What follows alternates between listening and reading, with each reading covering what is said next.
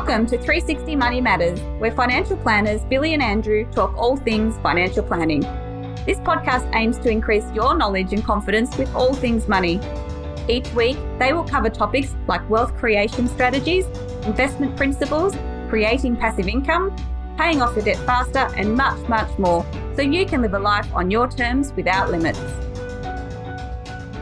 Hello and welcome back to another episode of the 360 Money Matters podcast. I'm Billy and joined by the one, the only Andrew. I was looking at Billy a bit weirdly there. I'm like, we haven't done this intro before. We change it because it sounds the same every single time and want to just make sure that our listeners know that it's definitely not a pre-recording intro. We do it. Yeah, we do have some creativity. We might be finance guys, but there's an element of creativity in there. I love how we laugh at our own jokes as well too, right? So, well, if we don't, who will? Exactly right. So, Andrew, tell us what we're talking to our listeners about today. Yeah, so today is a bit of a question that we get from time to time. It's a topic that's always on people's mind, especially as we start to get towards the end of their working life. But we're comparing and contrasting, what do I do? I've got excess cash, I've got some cash flow. Do I pay down my debt? Do I pay down some of the debts that I have, or do I pay into superannuation? What do I do, Billy? This is a juicy one. And we're going to talk through it. And I hate saying this because we just sound like we're being overly cautious or cagey. But once again, there's no right answer. It really is dependent on your situation, your circumstances, your appetite for it. And there's a whole heap of pros. So what do we have this podcast for, Bill? There's no heap answer. Well, yeah. Just stop listening now. Well, hopefully it helps answer that question for people and gives them a little bit of things to think about. But no, honestly, there's no right answer. And once again, it's highly dependent on people's situation and circumstances. However, I will caveat all of that and say that's the perfect segue and conduit into me saying, get advice. Exactly right. So get advice and you will find the right answer with the advisor who delivers that advice to you. But yeah, there's a whole heap of things to take into consideration to answer that question. And it's never really as black and white as, hey, I've got these two options, but that's what we're going to concentrate on today because we had a real life case study of that recently with a client. But I've got some money, I've got some capacity to do extra. Does it go into the mortgage? Does it go into super? What do I do? Depends on your circumstances, but highly dependent. What type of debts are you talking about? Is it just the mortgage that we're talking about? Is it credit card debt? Is it personal loans? Obviously, we've spoken about this in the past in the podcast, but trying to get rid of those other smaller debts that attract high rates of interest, we want to get rid of those as quickly as we can. So from that perspective, with all else being equal, that's probably a no-brainer. Get rid of those ones first and foremost. You got personal loans, you got credit cards, you got some of those debts unsecured that are the bad debts, so to speak. Bad debts, that's it. Get rid of it. Like, there is an answer. If that's your situation, you don't need to look any further. Just please pay off those bad debts. Get that out of the way. So we might just assume that it's a mortgage debt, right? Yeah, exactly. Yeah, exactly. Okay. What we're sort of focusing on in this podcast is really mortgage debt, because if it's anything else, maybe car loans, there's probably a different consideration, but that can be structured very differently depending on the loan structure. Some of those, the interest is loaded at the front, so even if you pay it off early, you're not saving any interest. So again, what we're ultimately focusing on today is just, do I pay off my mortgage or do I start making additional super contributions? I guess one of the considerations, Bill, is what sort of mortgage are we talking about? Is it deductible or is it non-deductible? Depends on your situation. If it's your owner-occupier, so your house, it's non-deductible debt. So obviously that's the debt. If you've listened to our podcasts before, there's no tax advantage to having that. And that's the one that really hurts people if we're completely honest and from our experience. But that's the one that you want to get rid of as quickly as you can. It probably makes this decision easier to make if it is deductible debt, because then the keeping deductible debt is usually a smarter strategy for most people, just because the interest is tax deductible and there's some negative gearing benefits and things like that, which is we've spoken about in the past as well.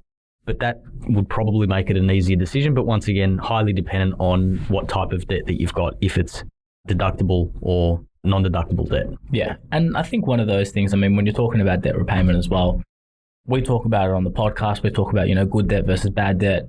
Debt associated with investments that's tax deductible is obviously good debt, and you obviously don't want to pay that down until you've paid off your non-deductible debt. But there's also a bit of a fallacy sometimes around not paying down deductible debt and just writing interest only for forever and maintaining that debt position.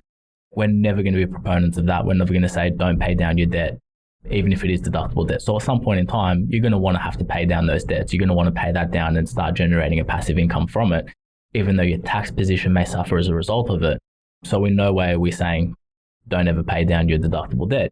It's just the conversation around super contributions versus debt repayments is less of a seesaw, and you're leaning more towards the side of super contributions when there's deductible debt. Maybe a bit more of a conversation when there's non-deductible debt, when you're taking that into consideration. We might just put some numbers around this, Andrew, because from a mathematical perspective, and I'm going to make some assumptions here, and obviously this is changing because of the market that we're in at the moment.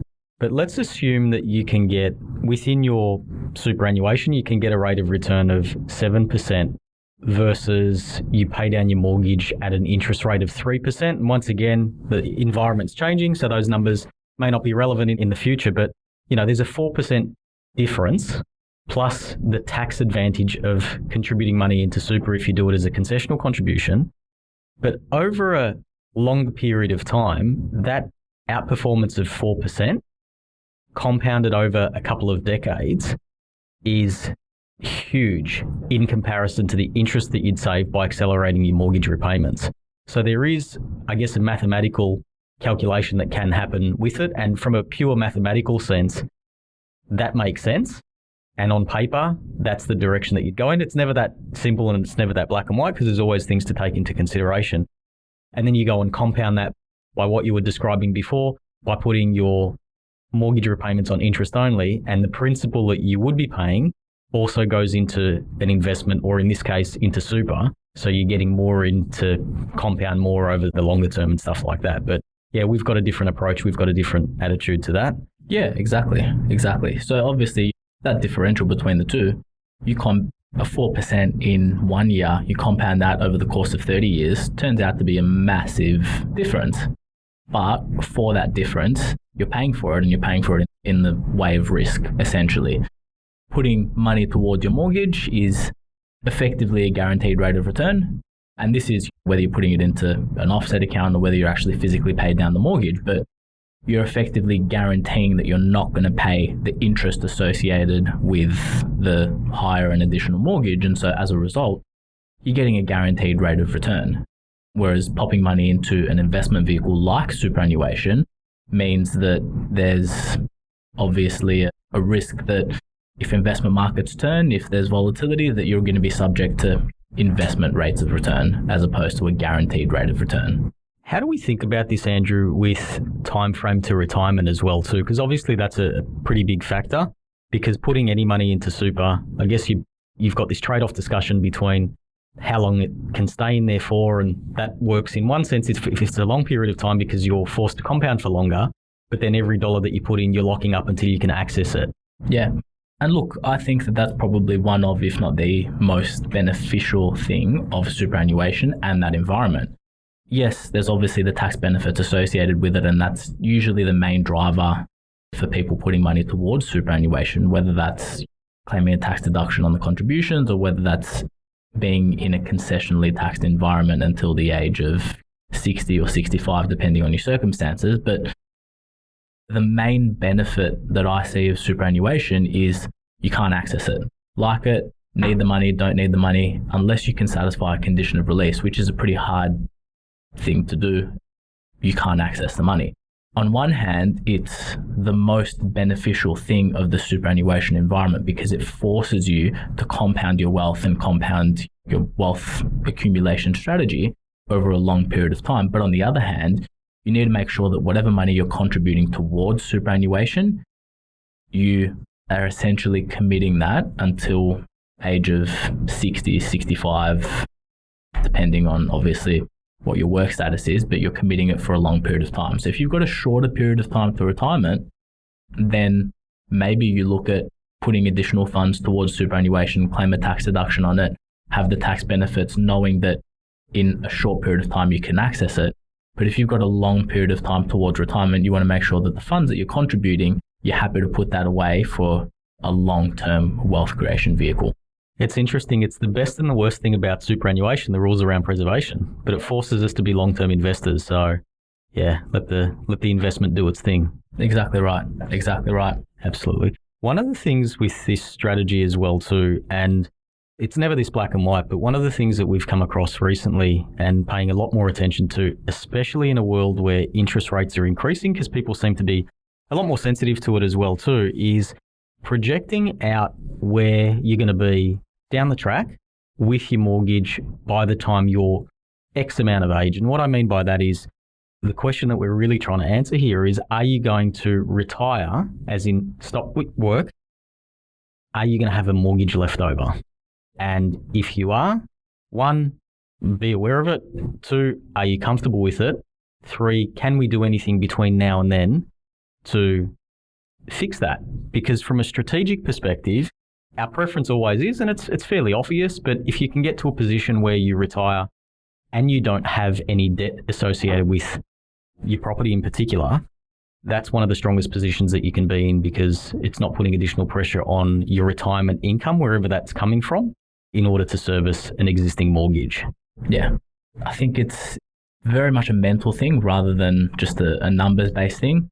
You consider, and this is where my own views, I will sometimes enforce that on the client, which may or may not be the right thing to do.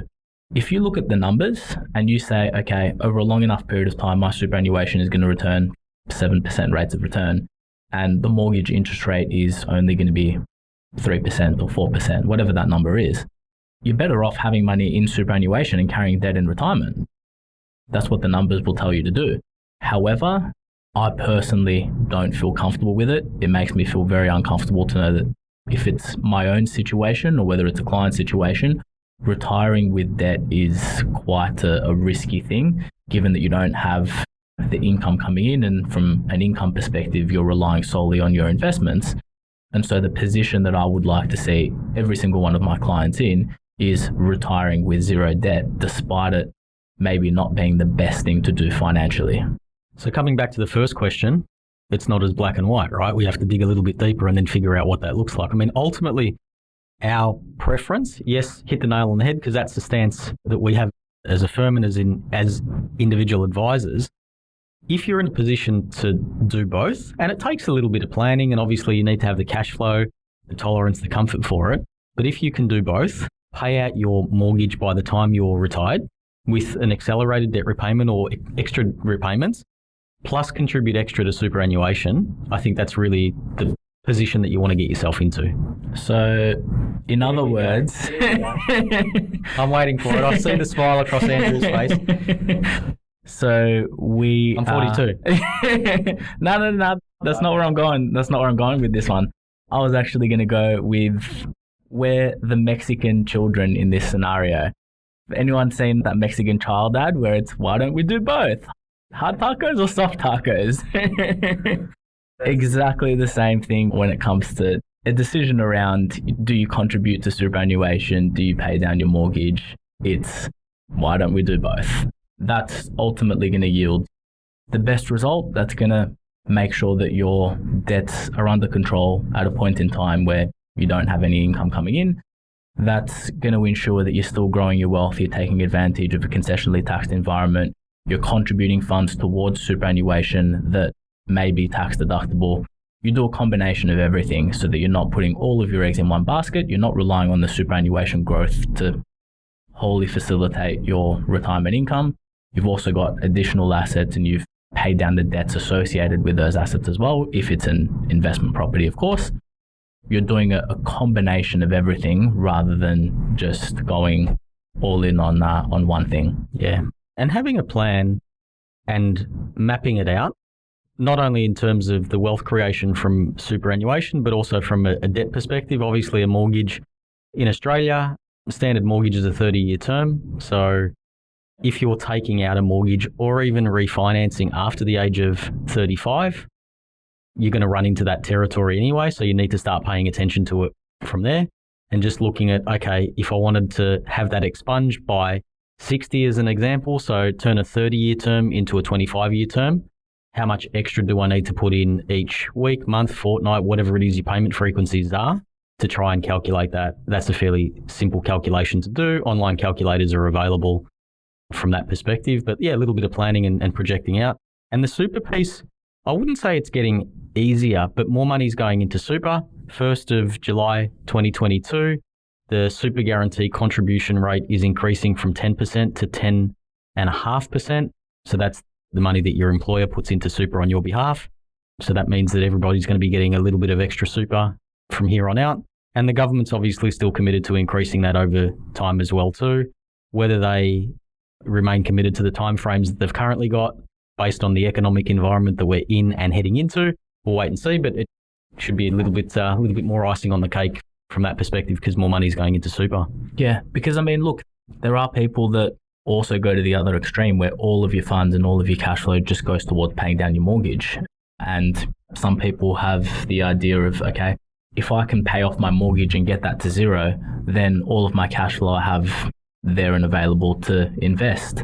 But what you've then missed out on is the investment growth over the period of time where you haven't been investing and you've just been putting towards your mortgage. And so if your mortgage interest rate is only 3%, but the investment market's done 7%, you've missed out on that 4% growth. And so making sure that you're doing a combination of things rather than just one or the other is ultimately something that will mitigate your risks to a certain degree and also mean that you're doing all of the right things as opposed to just one or two. As Billy said, one of the best calculators that I think that we use is free and available, and I think almost every bank has it, and that's projecting how long it's going to take to pay off your mortgage. So if you take one thing out of this podcast, and if you take one thing out of what we're talking about today, it's, okay, if I'm paying mortgage repayments of whatever, choose a number, $2,000 a month, and I know that I'm not going to pay that mortgage off until the age of 67 or 68 or 75, whatever your age is, what do I need to do in order to make sure that I pay that mortgage off by the time that I retire? I need $200 a month in additional repayments. Well, I've got a surplus income of $500 a month.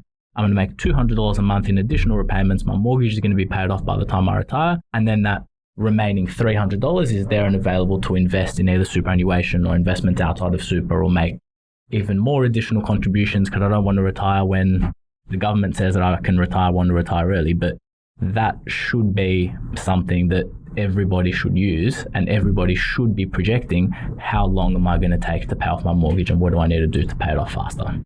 Talking about the financial planning process, Andrew, that we take clients through all the time. So yeah, it's a really powerful exercise. So I mimic your thoughts on that. Absolutely. It's such a simple calculation to do, but it can give you such a big amount of peace of mind out of the back of it. So yeah, definitely take that out and run with it for sure. Absolutely.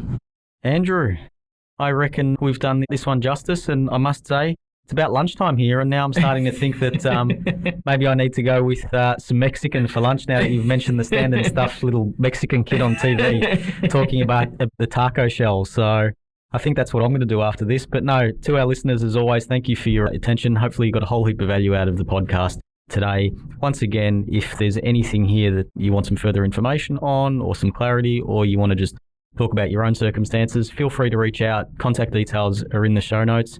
Andrew, thank you. Absolutely great podcast today. Thanks, Bills. Appreciate it. And thanks again to our listeners. Look forward to catching you on the next one. Thanks for listening today. If you have any questions on what we've talked about or would like to have a chat about your money journey, visit us at 360fs.com.au. Just a reminder to our listeners that the information contained in this podcast is general in nature and it is not intended as personal recommendations for the audience. Please consider whether the information suits your circumstances before acting on it. This information is provided by Billy Amaritis and Andrew Nicolaou of 360 Financial Strategists Proprietary Limited, authorised representatives and credit representatives of AMP Financial Planning.